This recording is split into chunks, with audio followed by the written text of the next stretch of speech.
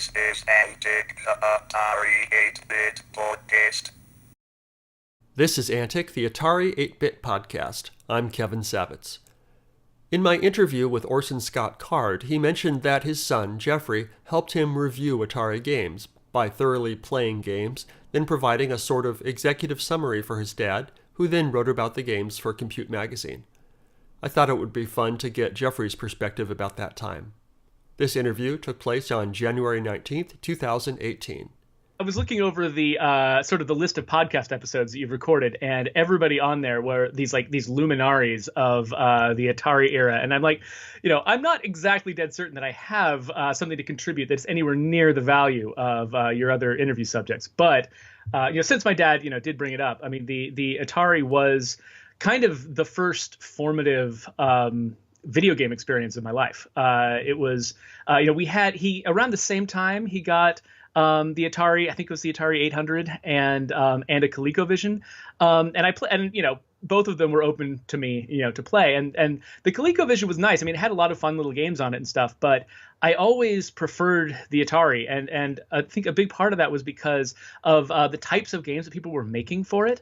There was particularly this series of games that EA published that was, I think the pinball construction set, Bill Budge's pinball construction set, I think it was the first one. Mm-hmm. And then the racing destruction set came afterwards, and then later on PC I got the adventure construction set, which was like the foundation of my my hopeful career as a game developer as a child. But the thing that I just loved was a lot of the games, especially so many were arcade inspired at that time. It was just about, can you master this particular challenge? Can you just practice and practice and practice and practice until you get this one thing right? But on the Atari, the attitude was a little bit different. There were so many games that I played that were much more about, what kind of creative solution can you come up with to this problem? What unique thing can you make that's different from any other player that will be a solution? And I think a lot of that just kind of grew out of the kind of the creative atmosphere that my dad was talking about so much in his interview. Just that there were so many people who they got the Atari and they realized, I can make things with this. Not just this is an entertainment toy for me. It's like, this is a creative tool for me. Mm-hmm. And that carried right over into the games and sort of formed the foundation of my experience, with games, not just as a form of entertainment, of like passive entertainment, but as an art form that I could engage with. Can you give an example of what you created? I was very young, so it's not going to be anything earth-shattering, but it was, I remember my favorite feature of Bill Budge's pinball construction set was the fact that you could take any of the preset pieces that he'd built that had, they had certain rules to them. They were like, there were bumpers and obstacles and things. They had certain collision behaviors, and they were all preset. And I could just basically, I'm trying to imagine what it was like to control them back then, because there was no mouse, and all this stuff would be done with a mouse these days. And so I had this massive red joystick with just like a big red button on the base. You're looking behind you because you might actually have the one I'm talking about. I've got it around here. I'm sure. Probably the Wicco. It's probably here.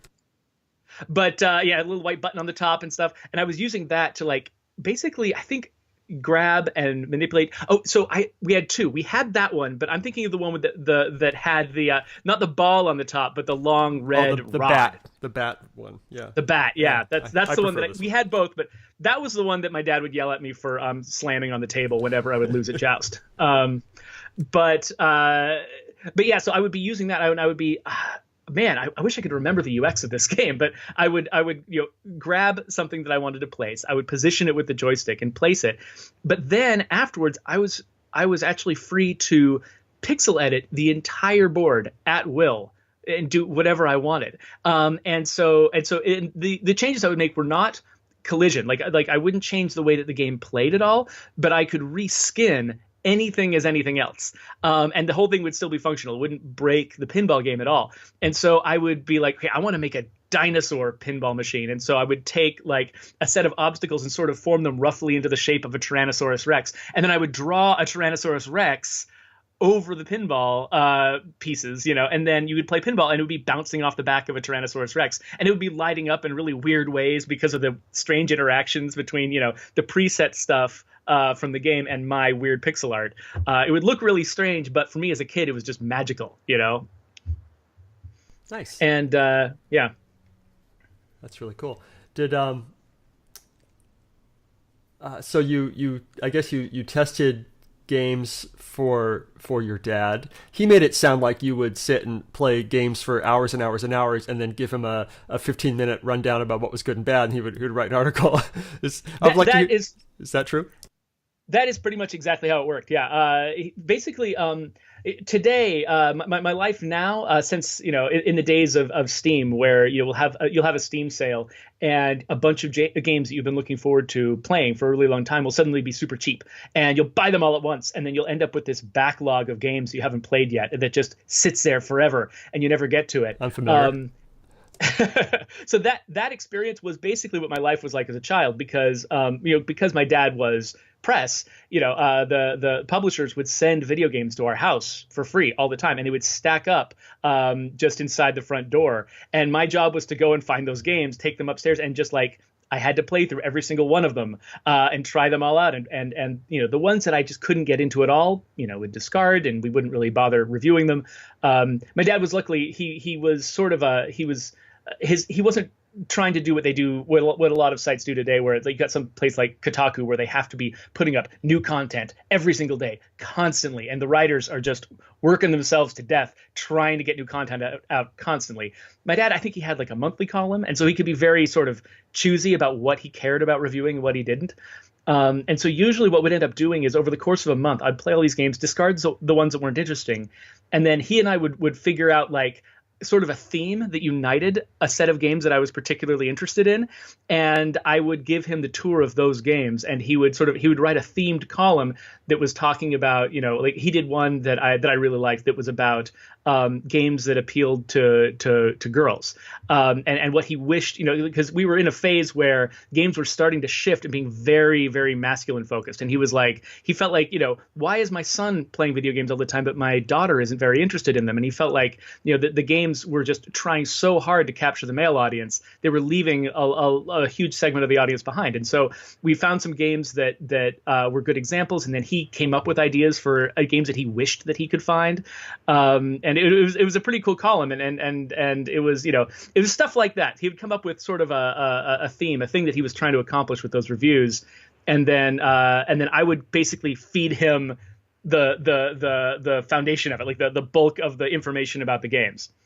Cool. We would sit there for like a couple of hours, usually with me, playing through. I think he was exaggerating with the 15 minutes. He would sit with me for a while as I was just laboriously walking him through it. One of the more interesting experiences was when he did one that was themed on adult games, like games that have a lot of mature content in them, because he was kind of freaked out that this stack of games at the door, I had found it, and I had found like 3 or 4 games all in the same month that had like a ton of nudity in them.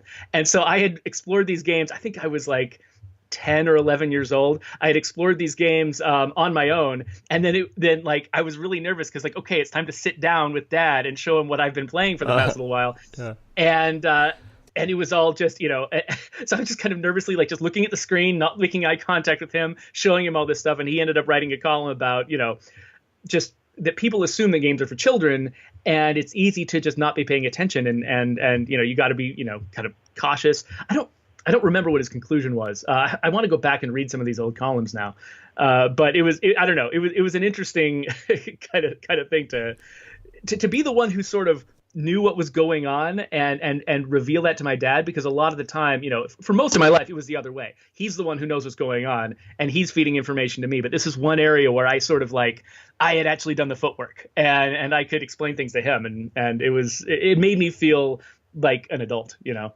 Sure. Nice.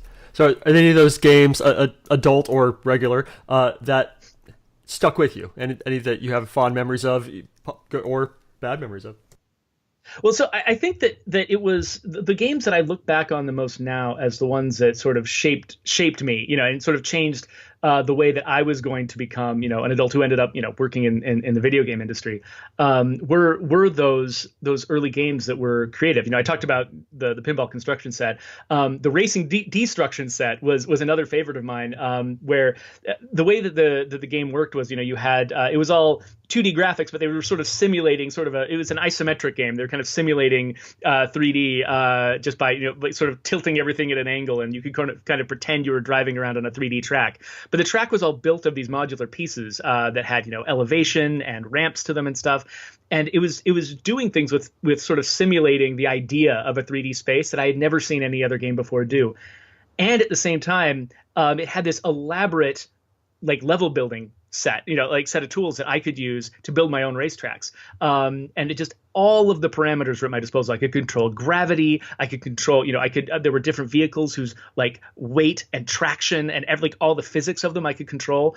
And so for me, I basically used it as a giant ski jump creation kit where I would try to get, figure out the vehicle and the track that could build up the most speed so I could send my car off the biggest possible ramp and then get as much airtime as I possibly could. Just sitting there, the car hovering in space with a tiny little play window, just with the sound of the engine spinning without any traction on the ground, and just whoa, I'm flying, which, that's not actually, if you package that experience with a game, that's not actually that fun as an experience to receive from someone else. But the fact that I felt like I was kind of breaking the game to make it do a weird thing that never would have been packaged with it made me feel powerful. And I was, at the time I was both too young and too much of a flighty creative type to ever to be a good fit for programming. And I know that one of the things that my dad really valued about the Atari was the fact that it was so open to hobbyists and amateur programmers to sort of sit down and make something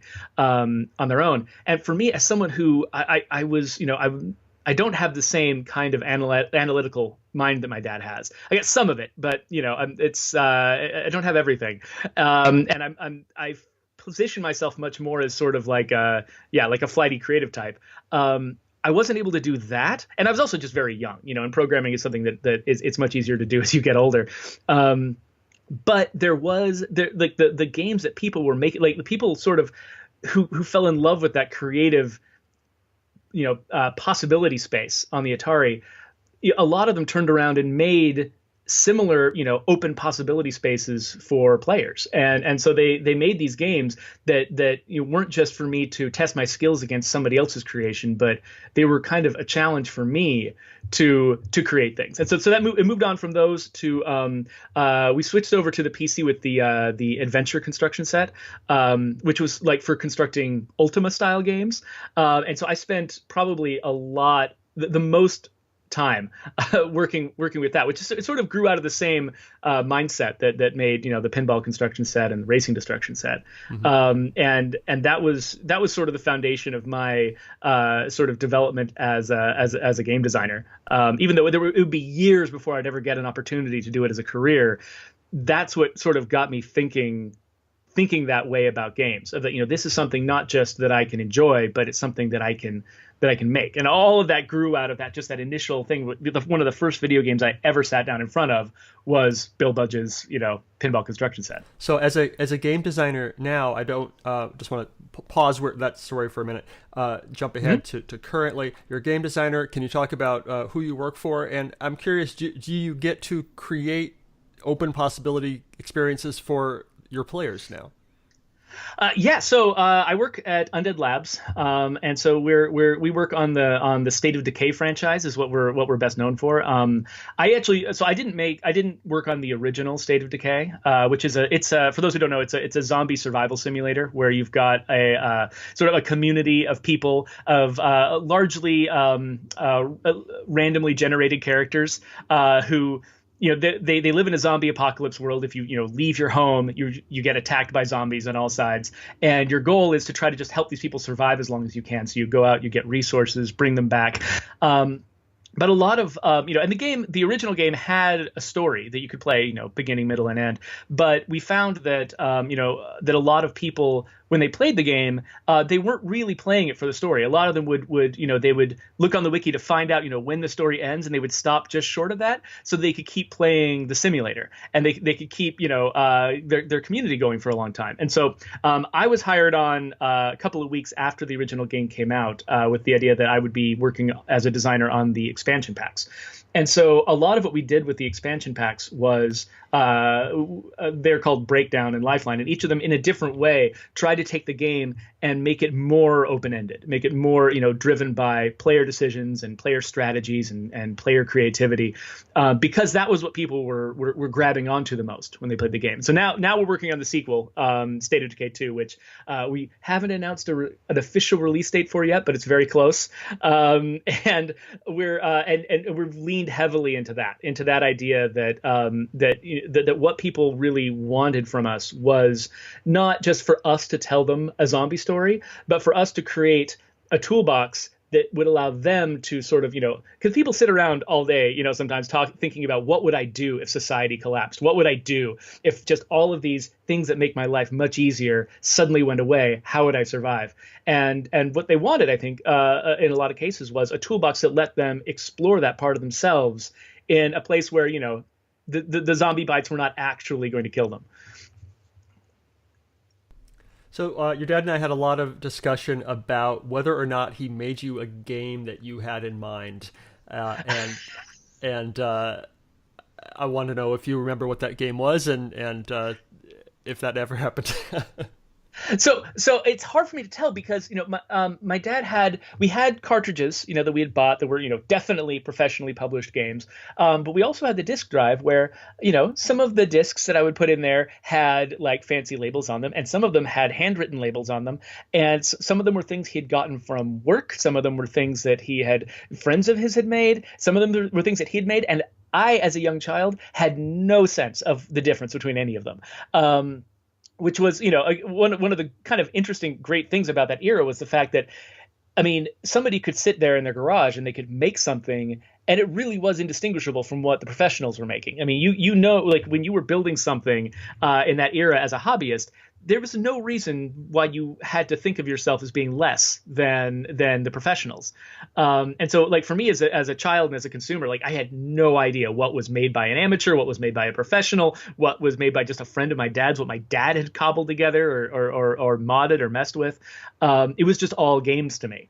And I feel it makes me kind of happy that we're sort of leaning into an era like that again. Like we went through sort of a phase where, when 3D was new or fairly new, there was a sense that, all new games had to sort of adhere to this modern standard of what video games looked like. And it was expensive, and each, company had to, home grow its own rendering engine to try to, you had to have a lot of professionals around you in order to make a game that felt like a professional game to other people. But now we're starting to slide into an era where we've got, not only a vibrant indie scene where, a lot of the games that my children play do not look like professionally built games. They are professionally built games, but they don't look like them because they don't have to look like them. That like the aesthetic of games is sort of has broadened in such a way that you don't need to be, like Naughty Dog or, somebody who can make these incredibly, realistic human models and basically, film quality cinematics and stuff like that. You don't need to have that to make a game that people just love and get into and feel like they're having a legit experience. You can have games like Roblox, which, it just basically looks like a hodgepodge of mods. But it is one of the most popular games among children, my, like 9 and 10 years old. My 11-year-old plays it all the time. Loves it. Yeah. And the thing that's weird is I never see it in the gaming press. The gaming press does not talk about this game at all. And yet it's one of the hottest things out there. And I think part of that is because, the gaming press, the modern gaming press grew up in the time when, the big AAA games were the only game in town. And it's hard to sort of just shift gears and realize, what a vibrant scene is sort of coming up in that space. But that area is where it's most like the Atari experience, from the early 80s when I was a little kid, but when, my dad was a hobbyist. It's like that sense of, I can sit down with one of the freely available engines that's out there with like Game Maker Studio or Unity or Unreal, and I could sit down and make something if I have the time and the patience to learn. I can make something that is really no different from stuff that's being sold, for a lot of money. And that, that gives us, I think, a huge advantage right now in this era of the game industry, the same kind of advantage that folks in the days of Atari had, which is, when anyone who has a great idea feels like they have the freedom to sit down and make something professional and cool, you're tapping into this crazy reservoir of creativity that can just come blossoming out and benefit the entire industry. We've got, like something like PlayerUnknown's Battlegrounds, which was just some weirdo's hobby project, essentially. It turned into this trend-setting game where now all of the big professional studios and publishers are saying, how can we get in on this? Can we mod our game to offer a battle royale game mode because it's so popular? But that was growing out of the fact that somebody just felt free to make a game on their own, or just make some weird thing that maybe only they and a small niche of people were going to enjoy. But because they felt like they had that freedom, they could do it. And once they did it, everyone latched onto it. It was like, yeah, this is amazing. Keep making more of this. And if it had just been restricted to the people who had massive professional teams and good funding, we might never have discovered that at all. You would just see more Madden again and again every year. Yeah, exactly. Right. Which is not a knock against Madden, because you want to have those kind. I play every new Call of Duty that comes out. I get it and I play it and I love it. But that's not all I play. Sure. And like I said, I've got this giant, Steam backlog of mostly of indie games that, the experiences that I have with those games are what really informs, what I put into my work on the, big, like, expensive game that I'm working on. And I think that's true all across the industry. So Scott said that when you reviewed games with him, he would share his checks with you for those columns, and I'm curious if you were forced to put the money in the bank for later, or if you got to spend it on cool gear, and if so, what'd you buy? So definitely my parents were not very strict when it came to how I spent my money. I think that my dad grew up with that without a lot, and he when his books first started making really good money, I think it almost it took him by surprise. There wasn't any part of him that was accustomed to having a lot of resources, and I think it was. It kind of he turned into the kind of person that I really admire as a result of that. I mean, there's a lot of ways you can react to suddenly having more money than you expected to have, and he'd be kind of embarrassed for me saying this kind of stuff, but like he would never talk about this stuff himself. But he some people just pour all of the money into investments, into trying to get richer. Some of them pour it into outward opulence, trying to sort of show off their money. But my dad took a lot of pride in like not buying us designer clothing and not sort of like putting on the outward trappings of wealth, and instead he put a lot of his money into trying to provide for other people, and help people who were in need, people who we knew who were struggling, that kind of thing. But first and foremost among that were his children. He said he wasn't going to, if we wanted to go to some fancy big name college or something that like Harvard, he was like, that's probably a little bit more money than we're actually going to try to spend on your education. But if you go for someplace reasonable, we'll pay for your education, and we're not going to make you get a job. In fact, I wasn't even allowed to have a job when I was in high school. He said, we'll pay for your stuff. You just learn everything that you can. And there's like every parent has a sort of a different philosophy about how you raise your kids and how you deal with money, and honestly, like I don't think there's a single right answer. I think that my dad's approach was admirable and good, and there's other parents who do make who make their children pay for more stuff, and that's also admirable and good, and it's hard to sort of like nail down like a single parental strategy that you think is the right one. But that's the one my parents took, was really trying to give me the freedom to focus on things that I loved, things that I was interested in school. And so they tried to make money as little an issue as possible. And so that money that he gave me for my work on his columns was really just kind of mine to spend on whatever I wanted. And it's weird because I don't remember what I bought, because the things I cared about the most were video games, and those were all free. So I don't even remember what I spent the money on. But yeah, that's kind of how it worked in our house. And yeah. In our family, we I don't make as much money as my dad did, and it has kind of changed the calculus for us a little bit. And but I'm really proud of, like, my oldest daughter is 12 now, and she managed to get herself this kind of ridiculous overpaying babysitting gig, where she actually we gave her, when she was old enough to go to sleepovers, we got her a little cell phone that was kind of the crappiest cell phone you could possibly have just for emergencies. And she hated it so much that she basically just worked her butt off at this babysitting job until she could earn enough money to buy herself a phone. And so that's how things are going over here. So it's different, but I really appreciate the way things worked when I was growing up. It certainly did free me to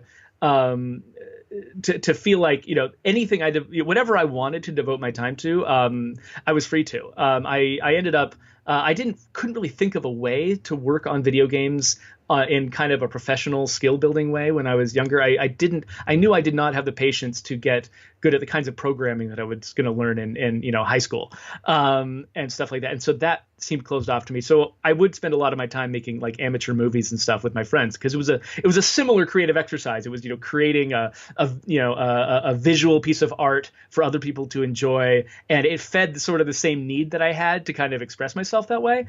And so I got to spend a lot of time doing that and sort of building up my sort of creative energies or something, however you want to term that. And so that did prepare me a lot for both the experience reviewing games with my dad, and then the freedom that he gave me to try to pursue creative stuff as a kid did prepare me so that when this opportunity to work in video games kind of dropped into my lap, I was able to seize it and do what I did with it. Awesome. So what haven't I asked you about the Atari era that I should have? That's a really good question. And like I said, looking through your the list of interviews you've given, I mean, definitely, I know most of the people you interview have a lot more. They were adults during the Atari era. They were professionals. They knew a lot of inside information that would be interesting to your audience. And for me, what I love about the Atari era is the attitude that it created among sort of the early professionals in the video game industry, that a lot, and also a lot of the early fans like me, who played games, because I knew that most of my friends who played video games when I was growing up, their first exposure to video games was the Nintendo Entertainment System, which was a really fun system. And I love Nintendo, and they've done a lot of cool stuff, but Nintendo's games they're very good, they're very entertaining, and they're very slick, and they are very slick products of highly skilled professionals building something for you as entertainment. And recently they've branched out into doing some really interesting stuff, like with Mario Maker and stuff. But that sort of that early experience, a lot of my friends, they felt like games were this thing that other people made that came into my house and entertained me kind of passively. But for me, the fact that I grew up with an Atari in the house, meant that I had this completely different take on video games that prepared me, to think of them not as just a piece of passive entertainment that I bring in for my own benefit, but it's something that I could make to benefit other people. And so that attitude kind of, it carries forward. And I think you can see a lot of it's hard to, you can't go back in time and change things and see what the industry would have turned into if it had a different foundation. But I like to think that a lot of my favorite games now that I play, like not only the game that, that I'm working on, where we're trying to, make it a creative tool for people to express their zombie survival strategies.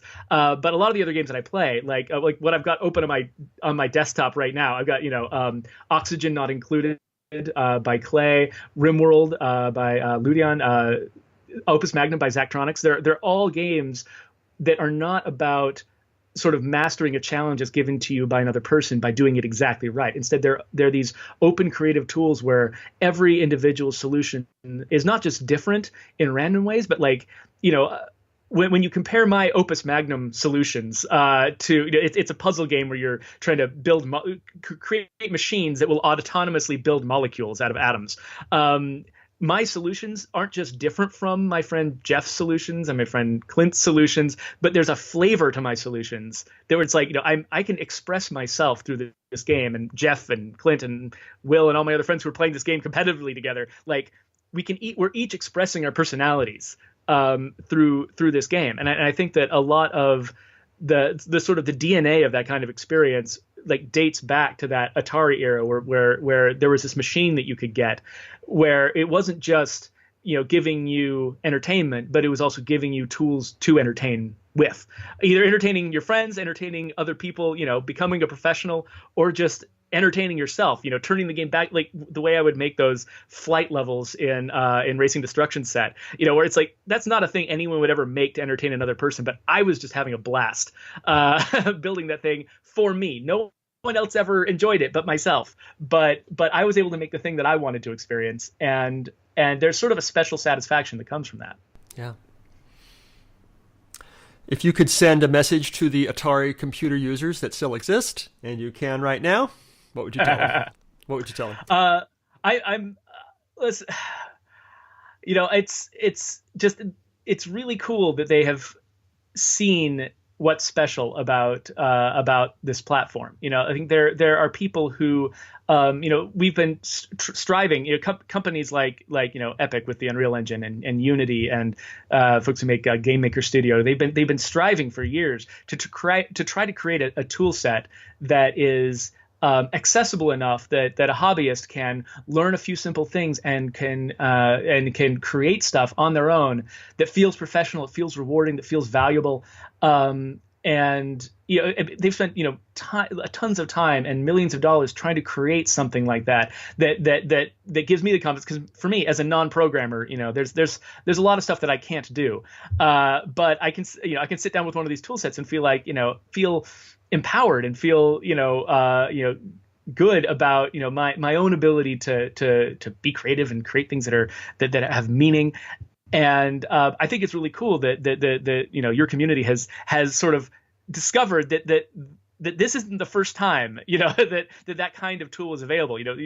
You've gone back and found one of the original experiences that was like that. Where the Atari was such a great platform for that kind of open creativity where somebody can come in and not just feel like they're kind of dorking around with something or ruining something, but they're actually making something that's legitimate. The Atari had that, and then we've spent decades trying to get back to it. But it looks like you found a community of people who they don't need to spend millions of dollars to get back to it. They've found the original, and I think that's really cool. Awesome. Thank you, Geoffrey. Oh no, thank you. This was a lot of fun.